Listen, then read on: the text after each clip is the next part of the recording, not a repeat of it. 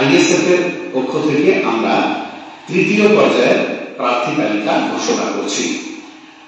আমাদের এই তৃতীয় পর্যায়ের প্রার্থী তালিকায় 4 জন প্রার্থীর নাম থাকছে, যারা আসন্ন লোকসভা কেন্দ্রে নির্বাচনে প্রতিদ্বন্দ্বিতা করবেন। প্রার্থীদের নাম এবং কেন্দ্রের নাম ঘোষণা করছি।